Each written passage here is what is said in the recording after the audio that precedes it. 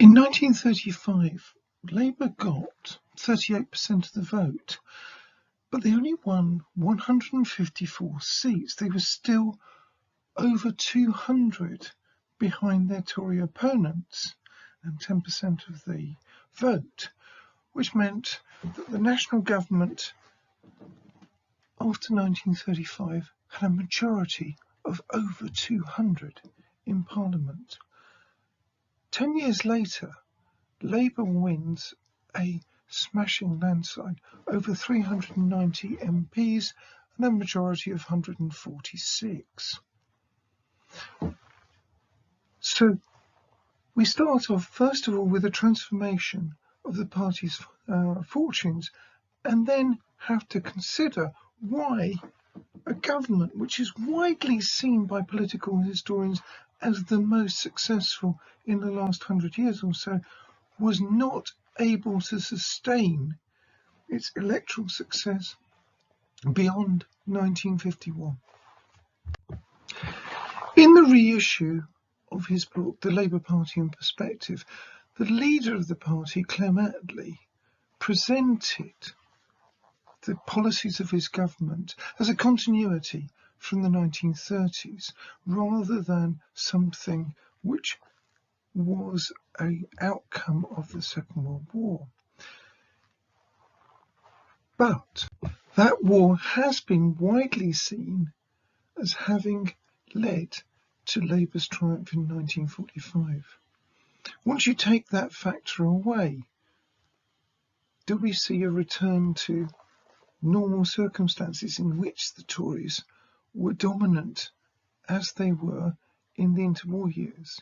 And if so, what were the factors which led to that? Was it finance, party organisation, messaging, redistribution of seats, changes in issues, or simply that the Conservatives recovered? Those are the kinds of questions we're going to be addressing in this lecture. Attlee had only become leader of the Labour Party in the summer of 1935, and the election that autumn marked a limited recovery from the disaster of 1931, particularly in Labour's heartlands. But as you can see from this electoral map, Labour's ability to win beyond those heartlands was actually fairly limited. There were, however, signs of progress. The party had increasing success in appealing to working class voters. As one of its rising stars, Hugh Dalton, pointed out, we need to get the working classes to think we care about things like beer and football as much as we care about questions of poverty and social justice. Indeed, in 1935, the party presented what was in many ways its most radical manifesto ever, involving planning and movements towards nationalisation, not least in the banking sector, which was felt to have dished the Labour government in 1931. They were also, in the late 1930s, making progress on the ground, particularly in local government, taking back or seizing councils for the first time in places like Norwich. They made more limited progress in by-elections, and the party itself still had problems of advancing its popular appeal. New devices such as the Left Book Club helped to spread an idea of a broad anti-Tory coalition. And this was also an idea which fed into the idea of popular frontism in the late 1930s, as had been practiced in France in 1936. However, there were internal divisions within the party over how far they should cooperate with other parties in order to try and get the Tories out, particularly if it involved cooperating with the Communist Party, who were felt to be likely to prove enemies within. So the appeal and the extent to which Labour could act as a large electoral coalition leading the forces who opposed the dominant Conservatives was still limited as we go into the Second World War. Not only that, but we can also see from this slide that the electoral appeal of the opposition was still somewhat limited. The opposition, and that's all the opposition parties, are doing pretty well at the start of 1939. This seems to reflect a certain reaction against Munich. But the government lead is reasserted as we move into the effects of Hitler taking Prague in February, March 1939, and that government lead is sustained right through the year. Indeed, if you look at this, what we can see is the government lead, if anything, grows. The Labour Party clearly are not denting the kind of rally round the flag effect we see with the outbreak of war. And of course, war itself always makes it difficult for an opposition to differentiate themselves and offer patriotic opposition. Labour, down to the debacle of the Norway debate and the fall of Chamberlain's government, find themselves caught in that cleft stick. Down to April 1940, Chamberlain's rating as Prime Minister is generally running at over 60%. Then comes the Norway debacle, the Norway debate on the 8th and 9th of May, Churchill becoming Prime Minister, calling Labour into government, and things change. Things don't just change because of that. Obviously, it helps Labour to establish itself as a credible party of government if it's actually in government. It can then put aside the problems and perceived failings of the government of 1929 to 31. Indeed, by 1945, a large percentage of the electorate, particularly the younger part, couldn't remember that government, certainly not as voters, and were no longer likely to blame Labour for that. After all, they'd experienced long periods of unemployment across the country throughout the 1930s under the Tories as well. One of the things which happens with the advent of total war is that unemployment disappears. Organising the country, setting up a kind of war socialism, illustrates that with plannings and controls, the kinds of things Labour had talked about in 1935, if people were prepared to put up with it, you could get rid of unemployment. So that's one important change which is occurring. The second is that you start getting an accusation against the failings of the Tories. Churchill individually may be popular, and Churchill's rating, even during the darkest days of the war, is often well above 80% or even 90%. But his party, however, come to be associated with the perceived failings of the 1930s, the economic failings and the foreign policy failings which had failed to contain the war. So the accusation that the Tories were the guilty men is a very powerful one, which lodges in the mind of the electorate. And it's joined in a series of works by, on the left, the Searchlight books edited by George Orwell, The Lion and the Unicorn being a particularly notable example of this. And on the centre left, the Democratic Order books edited by people like Sir Ivor Jennings, calling for change, calling for a new way of running things, new forms of community. In other words, the cataclysm of the war, the way in which war impacts upon society, the way in which people are dragooned and conscripted by war, gets people to think, okay, so what do we want after this? That's not to say people, including many Labour voters, are that optimistic that they're actually going to get it.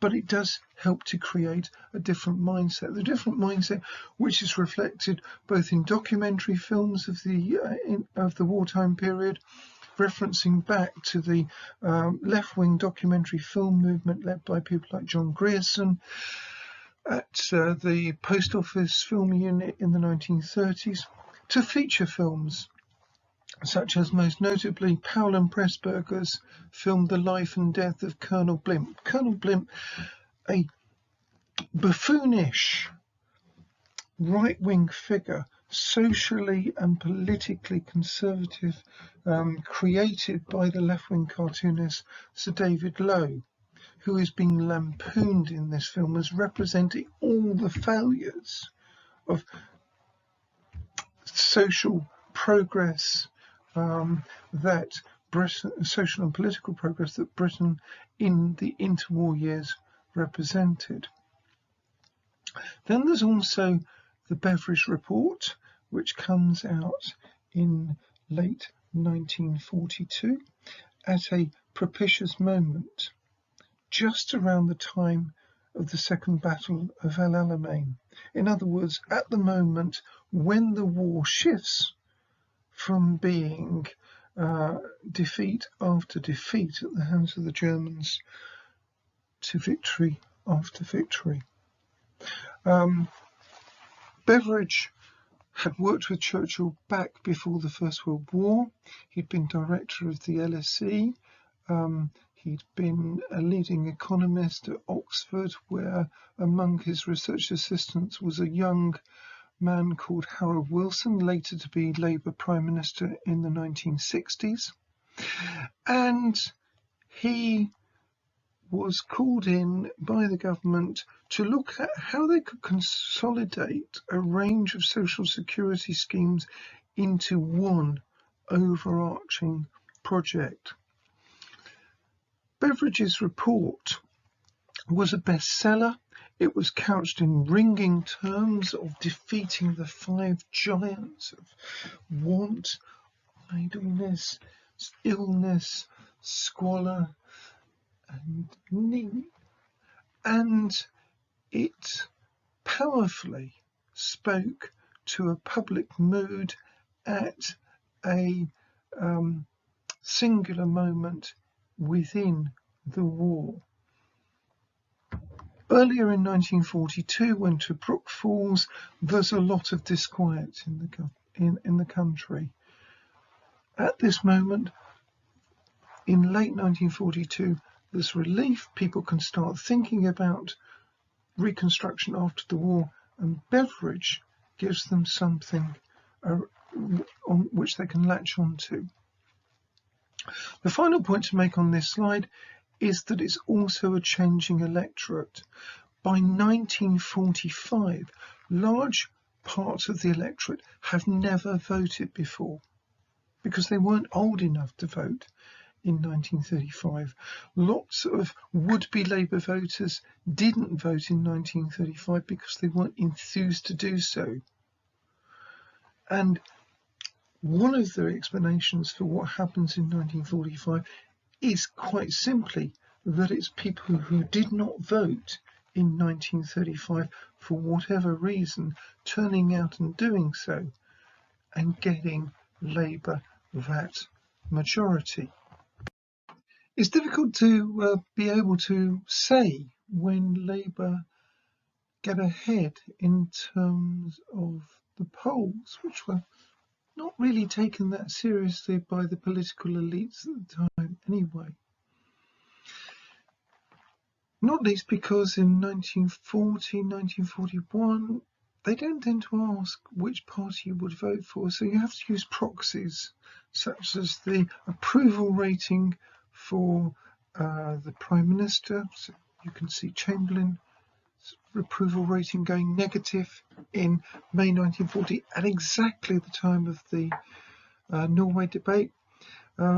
Or you can see the trade unionist and Minister of Labour in Churchill's government, Ernie Bevan, one of the biggest, in every sense of the word, Labour figures in the government, having a very positive poll rating in 1941.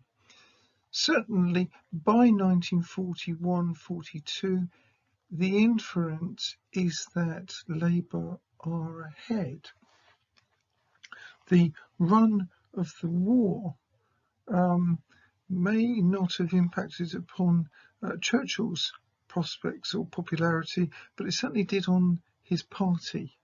The Conservative Party seemed to have become increasingly unpopular, and as you can see from this graph, once you get opinion polls asking party affiliation slightly more, this continues throughout the later stages of the war, as people start to look towards the post-war settlement. And that is only partly because Labour are seen as being the party more likely to deliver on a post-war settlement. It is also about the negative views of the Conservatives acquired in the early stages of the war. Indeed, if anything, what we can see from the run of opinion polls is that the Conservatives stage a recovery up to 1945 and then dip again around the time of the election itself. But the famous campaign effects, the notion that Churchill's Gestapo speech in the first party political broadcast damaged the Conservatives' electoral prospects, can be overstated. Of course, polling is not the only factor that we need to look at. We also need to look at finance, so the willingness of people to put money into party campaigns. Labour, as a result of trade union willingness and the way in which the war hits Conservative donors, is able to fight the 1945 on a relatively level financial playing field in comparison with usual elections. It's also able to maintain an organisation.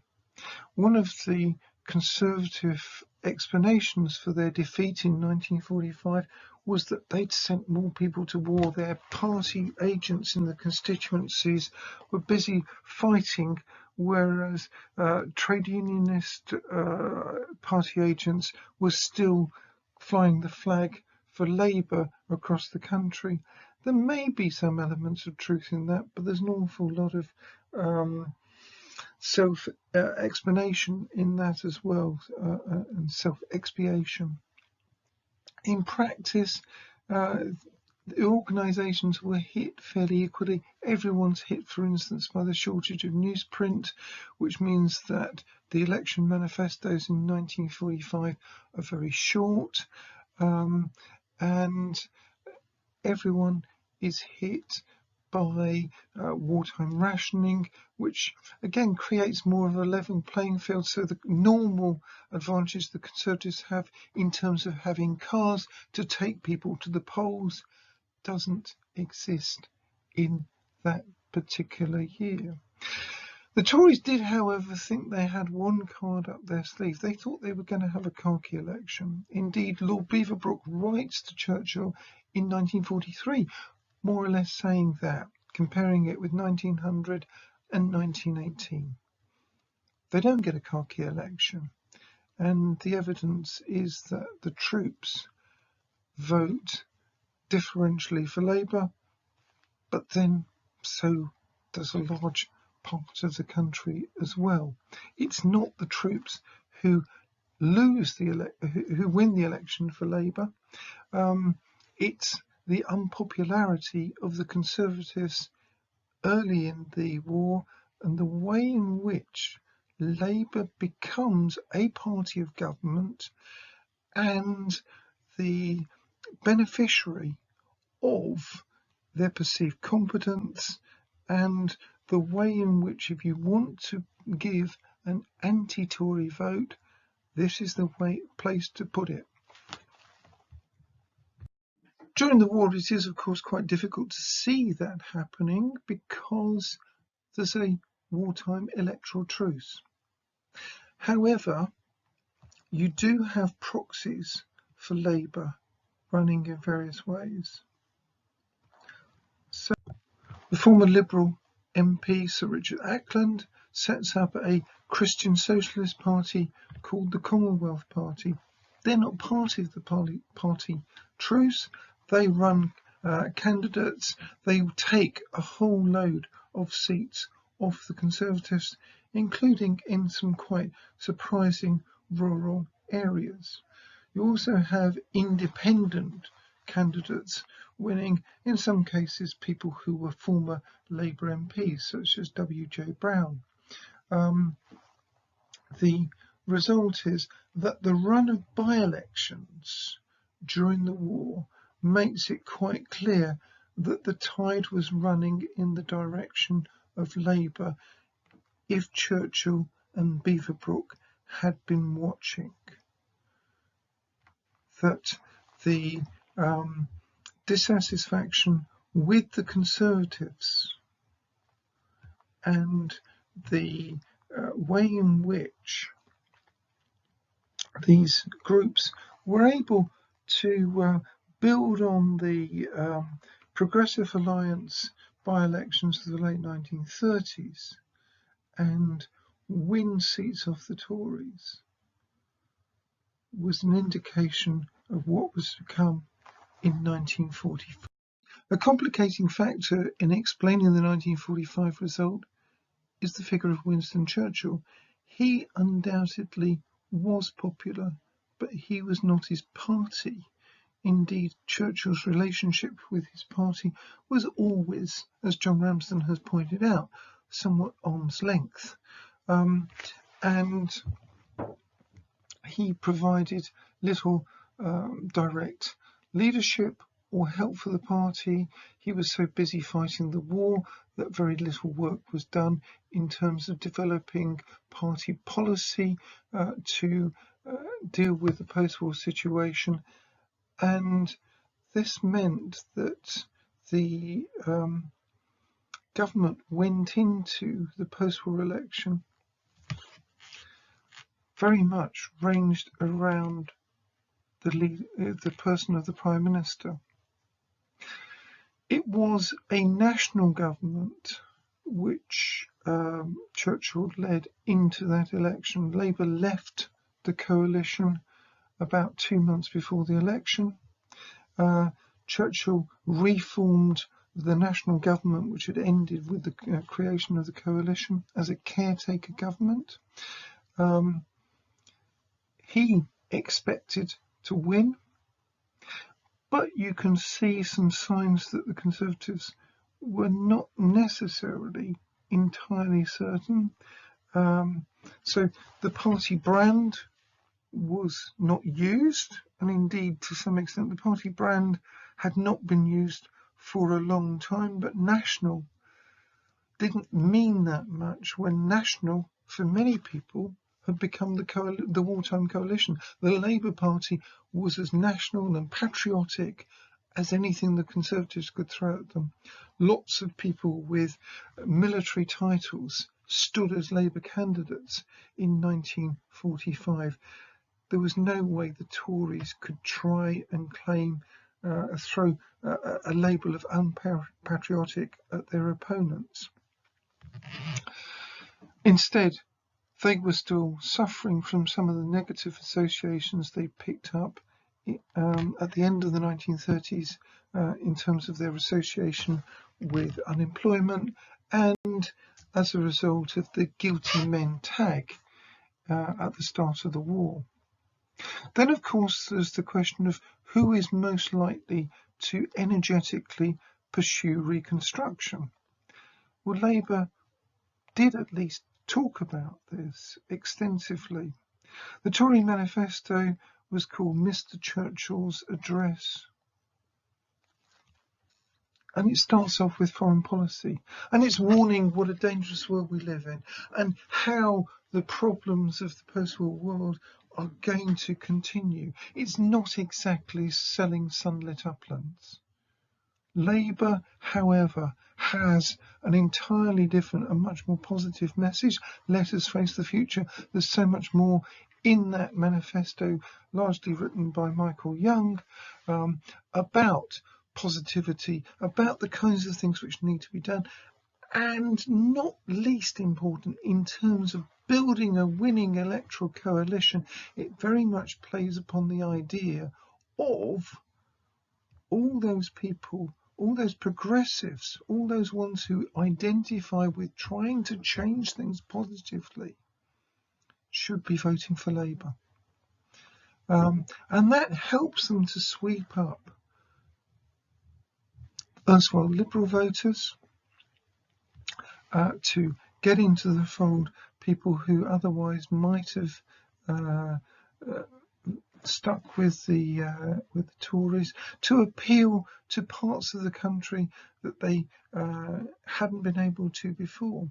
They're helped as well because there's changed attitudes towards Labour from the 1930s on the grounds I've already talked about. And not least, there's demographic change. The people who most are inclined to switch to Labour in 1945 are the ones who didn't vote 10 years previously and who weren't socialised into voting Conservative or indeed Liberal in those times. There are some other things that we need to flag up. One is that there's a minor reorganisation in 1945 in terms of constituency boundaries. This creates new suburban seats. After 1950, this is going to help the Conservatives. In 1945, the landslide to Labour, the swing of about 12%, is such so many of those seats go. In terms of the share of the popular vote, Labour is not that much ahead of the Tories, around 10%, which is around the reversal of the situation in 1935. And like that result in 1935, the peculiar nature of the first past the post electoral system skews the result in favour of the victor. One other brief point to make is that the newsprint shortage meant that the Conservatives weren't able to run some of the things they really wanted to run in 1945, such as Friedrich von Hayek's Road to Serfdom. They really wanted to promote that, and the idea that socialism would lead to controls and trammel freedoms. It was, however, an idea they were going to come back to in the future. The incoming government faced a multiplicity of challenges, both on the domestic and international front. British troops are scattered around the world.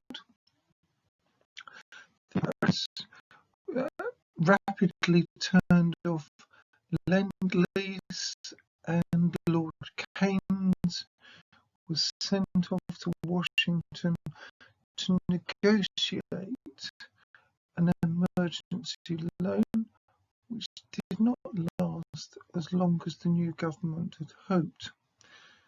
One of the great achievements of this government was to do so much given the financially straitened circumstances they were in. There are other challenges as well, so lots of housing needed to be rebuilt. After all, there'd been a war and lots of bombing, and there's a shortage of building materials.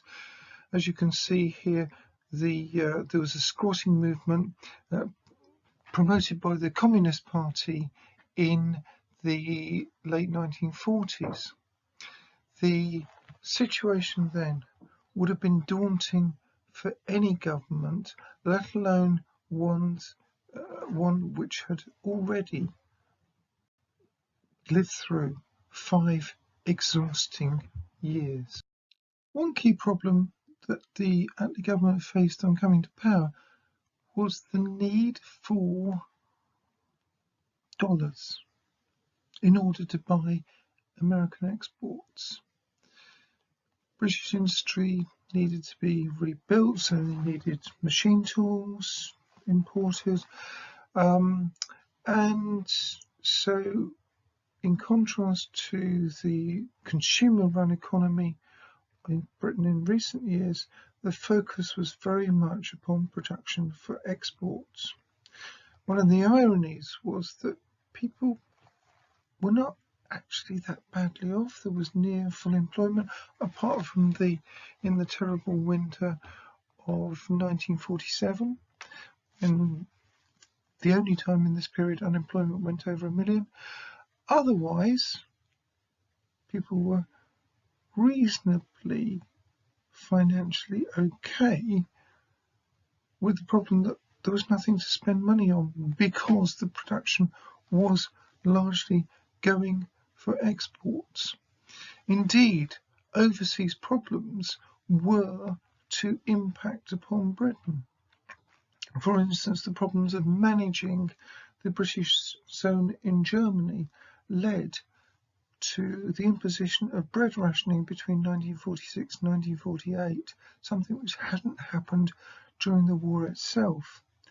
In order to try and meet this crying need for dollars, the government indulged in schemes such as the groundnut scheme in East Africa, which turned out to be a failure in terms of economic development. But even if it had been a success, it's unlikely that it would have helped to stave off the increasing challenges the Attlee government faced in terms of external relations. They end up pulling out of Greece in 1947, the Greek Civil War, and in 1949 the government is driven to a major adjustment to the sterling exchange rate, which falls from $4.03 to $2.80 overnight. The event that precipitates this happens just before the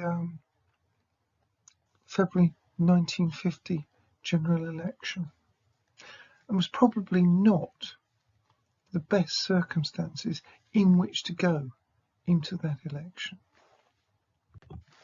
This is not to take anything away from the achievements of that government in terms of a major wave of nationalisations and the creation of new forms of welfare, which were actually more generous than those promised in the Beveridge report. We should, however, bear in mind that the financially straitened conditions that the government found itself in meant that although they could reorganise the National Health Service, they couldn't necessarily build lots of new hospitals. Had to wait until the 1960s for that to happen. And in terms of how the electors feel, there are two facets of this process. One is that there is an increase in inflation, which has two consequences. One is that there start to be wildcat strikes in the late 1940s, leading the government to impose wage controls, which leads to some growing problems in terms of management expectations among their core support. That also starts to erode the value of some of the new benefits and pensions that the government had created. And probably the biggest issue in terms of welfare for the citizenry was having houses. As you can see from this slide, even left-wing cartoonists such as Lowe could lampoon the apparent failures of the government to deliver on their promises in this area. Boxed in by international economic pressures, the Attlee government made a virtue of focusing upon production for export instead, which, as I said earlier, meant that there was relatively little for the home market. What you had was an age of austerity. Austerity not in terms of public spending, but in terms of private spending. Private spending was deliberately suppressed, not least because you've still got little room for manoeuvre to suppress public spending, particularly as you move into the Cold War, the Berlin airlift, the Korean War, which breaks out in 1950, and so on. All of this can be acceptable at the start of the post-war period, when you have a population who are used to having controls imposed upon them. But its continuation and the privations associated with it lead to growing frustration among various people. And you can see this being reflected in various ways. The thin and austere figure of the Chancellor of the Exchequer, Sir Stafford Cripps, perfectly encapsulated in his appearance the very image of the austerity that was being imposed on the public. But by 1949, you can see the tensions emerging, exemplified by, for instance, the film Passport to Pimlico of that year, which looks at the relationship between people who are increasingly looking for a restoration of a market economy, or getting around controls by going and buying illegally on the black market from spivs, and those people who are continuing to present the idea that there should be social controls for the benefit of all. It's against this backdrop that you have Harold Wilson as president of the Board of Trade in late 1949, around the time of the devaluation crisis, announcing that there will be a bonfire of controls, allowing the market to start to recover. But by then you have frustration on the left, wildcat industrial actions, which become one of the bedeviling problems of the British economy down to the 1970s, leading the Attlee government to impose wage controls in 1949. There's frustration not just among producers but also consumers. I think that in the literature, the role of the British Housewives' League in shifting politics somewhat to the right has been exaggerated.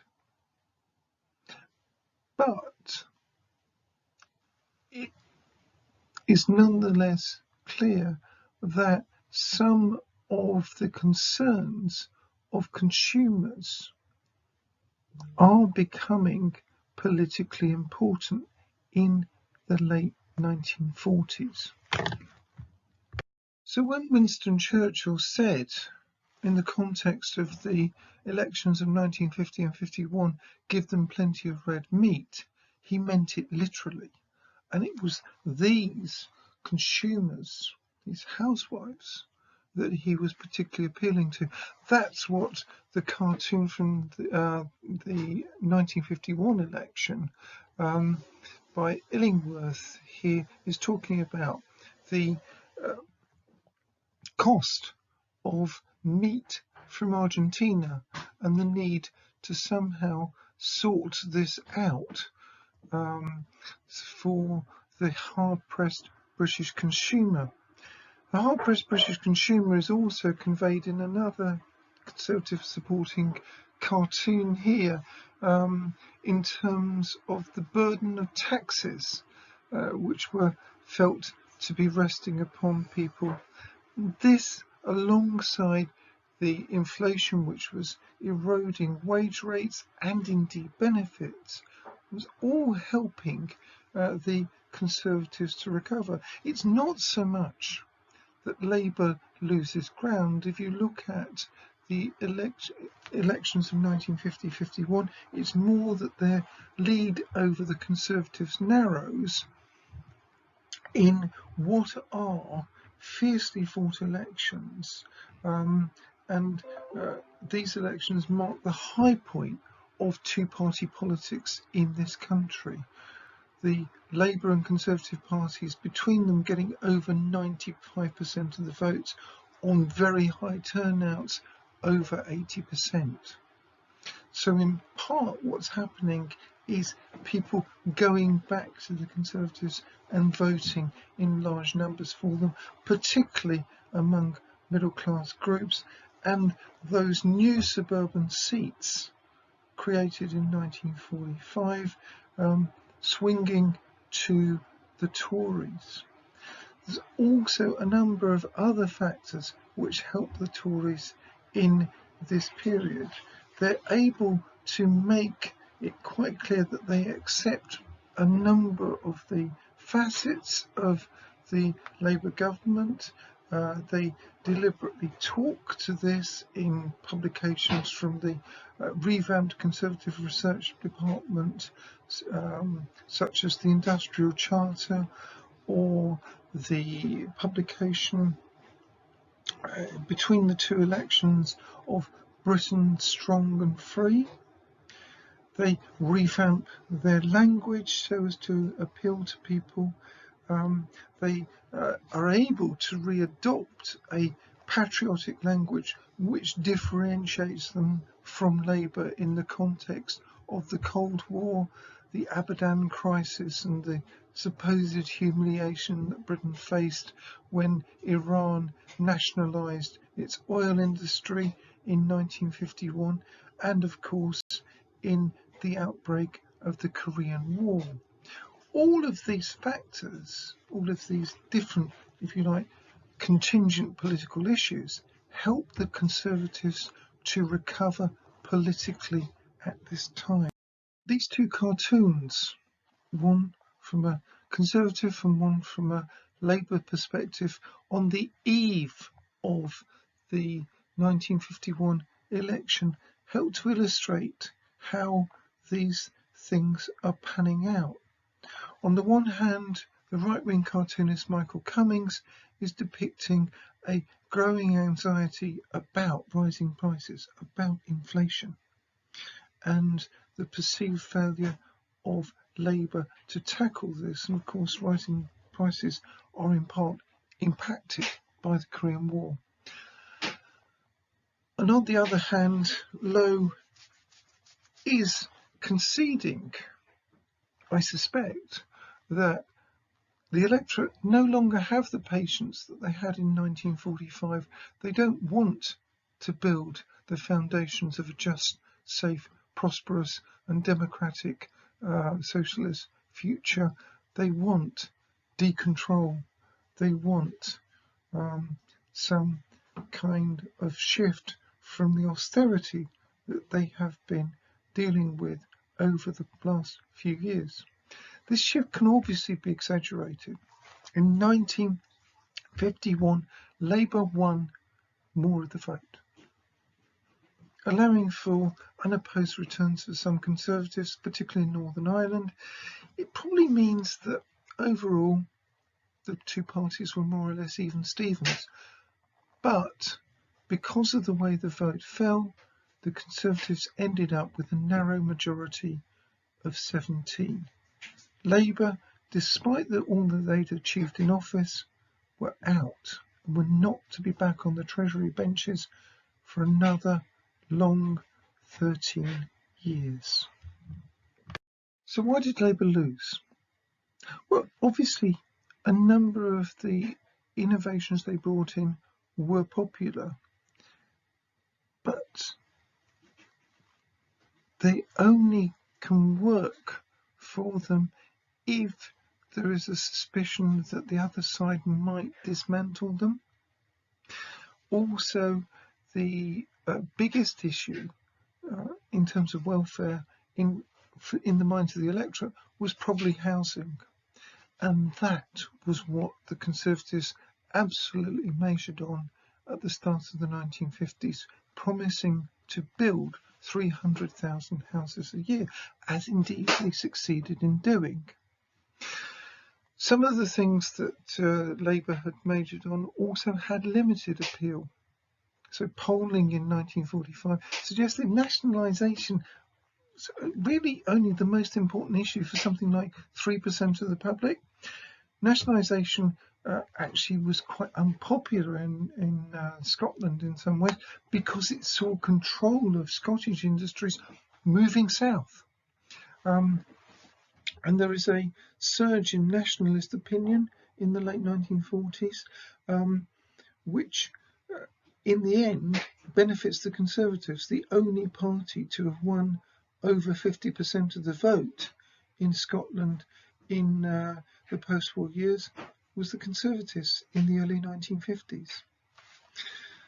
We've also seen that there are changes in terms of the economy which undermine confidence in the government. Prices and incomes policy proves unpopular. The Russian explosion of the A-bomb in 1949 suggests a turning back towards safety. When the Daily Mirror, the Labour-supporting Daily Mirror, asked in 1951 whose finger on the trigger, the public's answer, by a small margin, was Churchill. Final factor which is worth mentioning is that 2 elections in a row really hit the smaller party.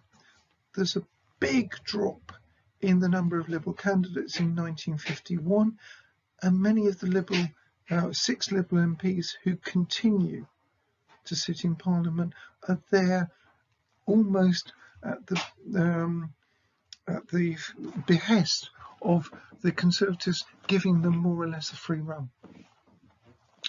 So the cartoon we see here with the Conservatives seizing the Liberal voter and going, he's my Liberal, really speaks to some of the things which happened in 1951.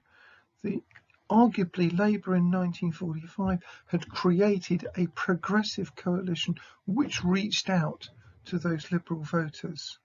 In 1951, the Conservatives create a new electoral coalition, and a large slice of those Liberal voters go with them.